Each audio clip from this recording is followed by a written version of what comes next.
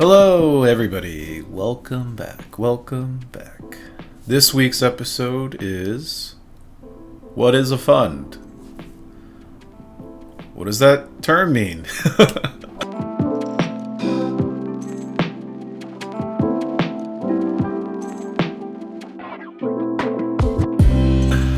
I think most people are familiar with traditional types of funds, right? Mutual funds, private equity funds, hedge funds.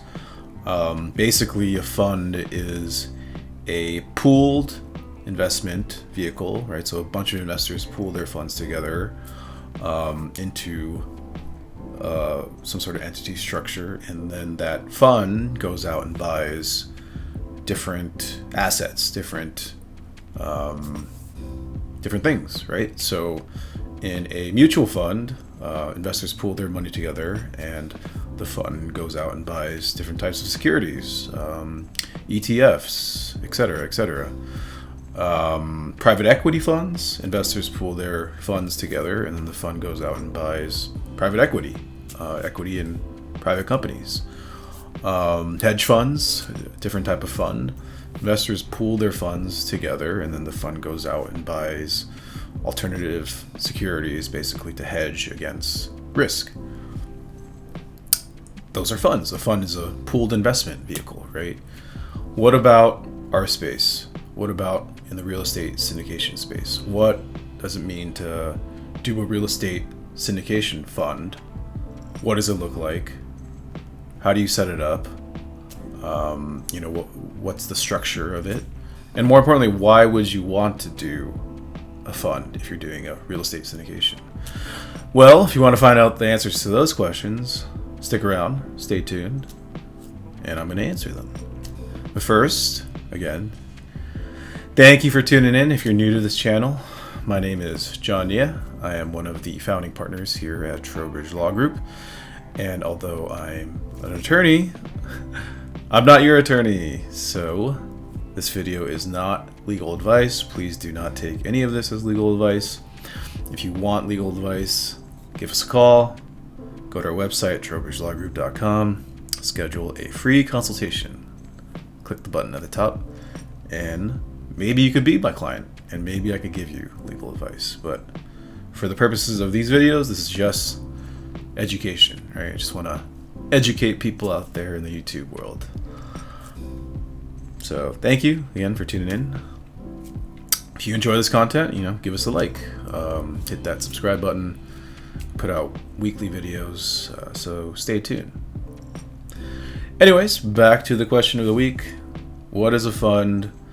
When you're talking about real estate syndication, what do funds look like in the real estate syndication world? How do you structure them, and why would you want to do a fund if you're a real estate syndicator? Well, you look at the mutual funds, private equity funds, hedge funds, all those types of funds. A fund, generally speaking, is just a pooling of investor funds, and then the entity that you use to pool the funds goes out and buys different assets. Well, when you're in the real estate syndication world, when you're talking about a fund, when someone's saying they're putting together a fund, generally what they mean is they are pooling investor money together in a fund to go out and acquire a bunch of different properties that are yet to be identified.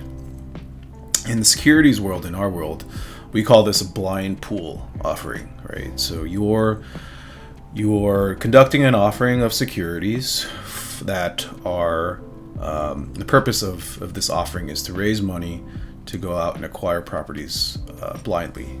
I use the term blindly, but you're not like completely blind, right? You have a plan as far as the types of properties that you're trying to acquire, right? So generally speaking, you would probably choose an asset class that you would that's your plan for the fund, is to go out and purchase a particular type of property, right? So an example is you're doing a blind pool offering for multifamily, right? Your plan is to go out, raise a bunch of money from investors, and take that money and go buy a bunch of apartment complexes throughout the United States, or maybe you're targeting a certain market, a certain state, or several states, right? So that's a fund in the real estate syndication space. Simple as that, right? Very, very similar to just a regular syndication, where you have an LLC typically, that is the investment vehicle, and the investment LLC is the company that your investors are purchasing interest in. Generally speaking, you would have another LLC that is the manager of the investment LLC, except in a blind pool offering, instead of a single property that the investment LLC is buying, what generally happens is the investment LLC will form basically subsidiary LLCs for each additional property it acquires. They're called SPEs, special purpose entities, single purpose entities, single asset entities. There's different terms for it, but you need to create a new LLC for each individual property because, generally speaking, it's the lender usually requires it, right? To make sure that each loan is tied only to a specific borrower, a specific LLC that owns each individual property. Lenders do it for their own reasons, usually, or most likely it's because to alleviate risk for them, right? So if you're going to be getting loans on these properties, then you're going to have an individual LLC for each individual property, and then you have the investment LLC that owns each individual LLC. That's basically a blind pool offering. That's what it looks like. Sometimes, though, we'll have something called a semi-specific offering or a semi-blind offering, where you do have maybe one or two or a few properties that are identified that you're going to acquire at the outset of the fund. But the plan is to raise money to not only acquire these properties, but to acquire some future properties that are yet to be identified. So that's also a fund. That's also structured as a fund, but it's not completely blind. It's semi-specific, right?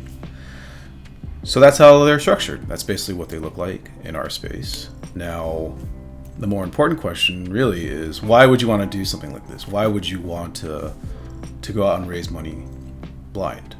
To go out and raise money in a fund, in a blind pool, and then go out and acquire a bunch of properties? Well, really what it is, it's a acquisition strategy, right? So think about the process for acquiring a specific property, a single property, right? And you're raising money for it, you're syndicating it.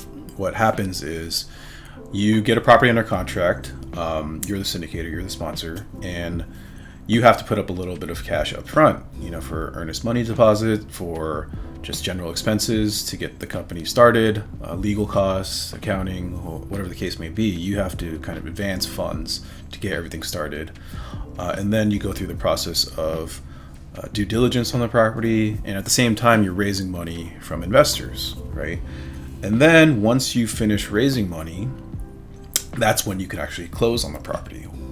Well, you can imagine it takes time to go through this process, right? Things can come up during inspecting the property, negotiating with the lender, but on top of that, raising money from your investors can take some time and throws another element, another issue that you got to take care of when you're trying to acquire a single property that's identified. Well, if you don't want to go through that process, if you want to save time, really, what you could do is a fund, a blind pool offering, where you raise all the money before you get to this process of going under contract, before you have to advance your own funds for the earnest money deposits for all the expenses to get the property under contract. You raise the money all beforehand, save some time so that when you get to a property that you're actually going to acquire, you're ready to go, right? You have all the money raised. You can use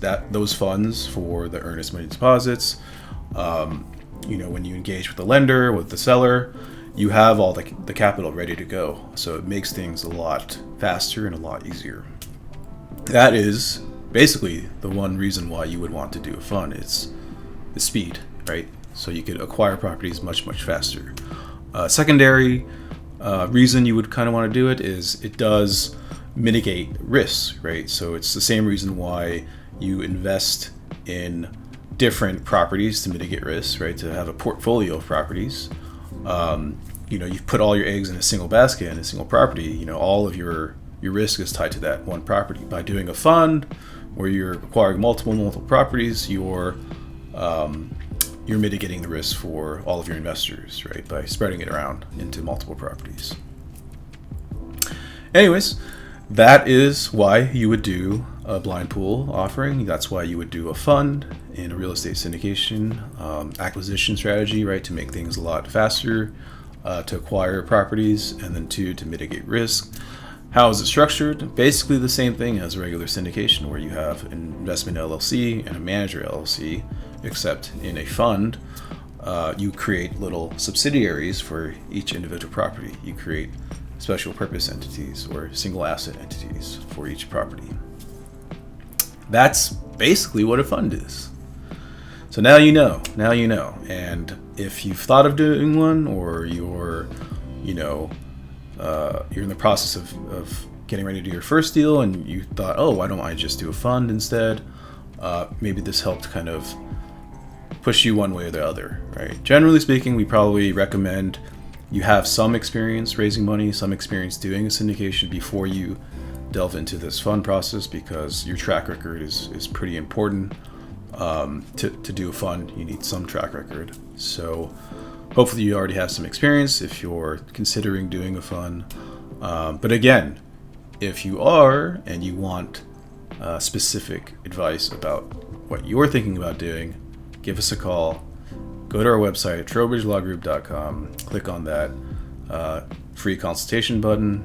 Schedule a call with me, and I'll be happy to give you some legal advice. Thank you, everybody, for tuning in this week.